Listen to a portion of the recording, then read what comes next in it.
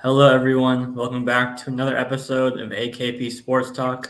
As always, I'm Ari here at Korea. It's Thursday, the first Thursday in a while without any football on, but we have a big college basketball slate. Just two NBA games on today. We'll get right into our recap yesterday. Korea, 1 and 2 day, 1 and 2 day for you yesterday. What were your takeaways from your bets the other day on Wednesday? It's pretty much the same thing as what happened Tuesday. I mean, Providence minus 5.5. I mean, they only lost by 4, but they lost Bryce Hopkins due to an injury. We found out earlier today that it was a torn ACL, so his season's done. But I mean, it's just tough breaks. I mean, Providence couldn't hit any shots. They lost by 4, even though they kept it close. They had a chance to tie it, maybe even force overtime. But you don't hit your shots, you can't hit your shots. It's a classic case of these kids can't shoot. That's going to be one of our, biggest, biggest reasons as why we just can't win some of these. In terms of bad looks or whatever. Everyone was on Providence, but Providence was the better look. I thought that this Seton Hall team was really bad on the road, and they are. They didn't shoot the ball well either. So it's not like we can really say like it was a really bad beat because it was a blowout or whatever. So it was a 4-point game, and if Bryce Hopkins is healthy and Providence makes their shots, I think Providence wins that game by at least 7. So it's tough beat, when you lose your star player and, you just can't really get an offense going. And then Miami, obviously, that was a nice sweat-free winner for us, obviously, in that second half. First half they were down, but, their offense really picked up in the second half, putting up 95 points at home. Throughout the day, we were both looking at the injury report because, Poplar and Nigel Pack were both questionable, and then came out that Pack was playing, and then Poplar was a game time decision, and he ended up being ruled out. So, the line was moving from plus 100. I saw it ending maybe Miami minus like 105 or something. So, a slight favorite, but, we got it at plus money, and that was a pretty sweat-free winner, for us right there, talking about, how Miami just the better team at home. And, the fact that, I even said, in our group chat that, Matthew Cleveland and Nigel Pack had to step up, and they combined for almost 50 points. And, that was a big reason as to why they got the win alongside Noor Chadomir. He definitely was always going to be a factor there. And then NC State, the classic case of, these kids can't shoot. NC State on the road, they just could not get anything offensive going, against Notre Dame. And then they saved themselves with a last second, buzzer beater. But, I mean, you look at these stats. They shot 28.8% from the field and 17.6% from from 3-point range. They out rebounded Notre Dame 42-37. They turned over the ball 4 times and Notre Dame 13.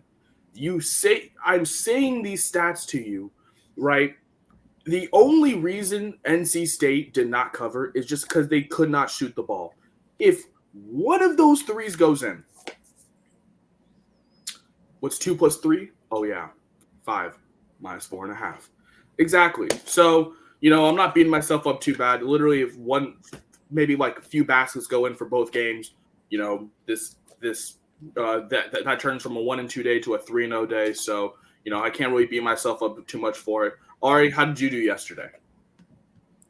Yeah, nice 3-0 day for me. We talked about Miami, with Poplar and Pack both being questionable. Poplar didn't play. Pack did, but I think it was Omier, Cleveland, and Pack combined for over 70 points. So they didn't even need their second leading scorer. And Poplar in that one, like you said, their offense really, it scored 60 points in the second half. So, if you're going to score 60 points in any half, you're going to win, 99% of college basketball games, obviously. So that was a nice one. UCLA under was about as sweat-free as it gets. UCLA scored – I was looking. UCLA scored 10 points in the first 3 minutes, 15 seconds left. And they scored 53 points in the whole game. So they scored 43 points in the last basically 36 minutes. I think that they were, 4.5-point favorites, and they lost by 6 to Stanford. They scored 23 points in the second half. So, UCLA unders are going to be a play. Like, obviously, nothing's going to hit 100% of the time, but you're going to be profitable, I think, if you play it every game. Obviously, I'm sure they'll have one game or two where they they get hot from three or whatever. But East Landers are going to hit a lot this year. And the Raptors money line, the Grizzlies came back in the fourth quarter to make it close, but the Raptors controlled pretty much the whole first three quarters for the most part. I talked about quickly. He had 26. He led them. He definitely gives them a better shooter that they didn't have, obviously, before the trade. Siakam at 24. Scottie Barnes at 20. So, I think they're a little bit more balanced now after the trade, getting Barrett and quickly. Maybe a little bit worse defensively, but I think they're good enough defensively overall to where, adding in the scoring and shooting it quickly helps them. Three nice wins for me yesterday. Yeah, obviously, nice to see a 3-0 day for you. So close for me, so wish I had a 3-0 day. But overall, 4-2 day. We'll take it. We already had Miami money line, as we talked about earlier. UCLA, Stanford under. That obviously very sweat free. You mentioned this obviously UCLA offense, and I talked about it earlier. You talked about it yesterday. Just really, really bad. They can't really shoot the ball well.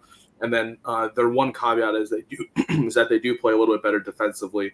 And then Stanford, obviously, after a big game, where their offense put up, 100 points at home against Arizona, really in a bad letdown spot on the road at UCLA. But they did just enough, obviously, to get the win. But obviously, the under hit. Obviously, we got a 137.5, and both teams didn't even reach 60. So obviously, that kind of shows that under was very sweat free. And then obviously, you mentioned the Raptors money line at -105. It was definitely very sweaty near the end. When the Grizzlies started to make a comeback, but obviously the adding scores for this for the Raptors team, bringing in quickly and RJ Barrett, two guys who can score. And then quickly, obviously, leading the team with 26 points on the night. Obviously, big night for him. Trying to make a statement in his first few games as a Raptor. So, definitely. You mentioned 3-0 day. We like to see that from you, and then 1-2 day for me. So 4-2 overall. Great, but if Providence didn't get injured and NC State could make a 3, that's a 6-0 day for us. So just tough beats. But we're going to move on to today, obviously. As Ari said, no Thursday Night Football. It feels weird not having it, but honestly, thank God for all the atrocious games we had to watch this year. But now I'm just going to stick to college basketball slate. Going to the Pac-12 tonight. First, I'm taking Utah -6.5 on the road at Arizona State tonight. Look, I'm just fading Arizona State. This is going to be my favorite system. Arizona State's offense is so bad, right? And we look at Utah, and obviously, that line went down to 5.5, but now it's gone back up to 6.5. And I feel like it's right there at 6.5. And I feel like, I've backed ASU in this spot too many times just to be burned, because the last time I backed ASU, they were playing Northwestern, and obviously it was a close game, and then they couldn't even get 50 points. I mean they had 13 points in the first half. They were down by 23. We like, this team cannot shoot the ball. That was the game that I was at. This team cannot.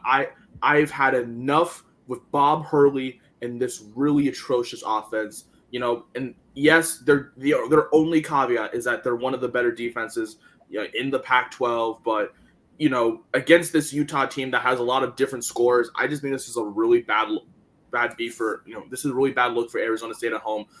We talk about how their offense just does not produce, and I feel like this would be a great spot for ASU if they did have an offense. But the fact that Utah also has a pretty solid defense as well. They average about 40 rebounds a game. That's almost top 50 in the country. They have about 5 blocks per game, top 50 in the country. So very good defensive inside presence. Being able to get swats up, and then also we'd be able to control the boards. And then, offensively, obviously one of the better teams in the Pac-12. They're 50th in the country in points per game, 31st in field goal percentage, 17th in three-point percentage, so they can hit from behind the arc. And if they're going to be hitting the shots along with, getting those first and second chance boards, I think it's going to be a really, really long day for this ASU team. So I'm just taking Utah -6.5 on the road tonight at ASU. And then, this is not a homer pick. I'm actually fading Oregon State in this case, but just so happens to be obviously where I went to school. I'm taking Wazoo -10.5 tonight. That line grew to 11.5. Look, Oregon State is and I've seen this. Oregon State is the luckiest team in college basketball right now, and it's only because they're playing horrible opponents.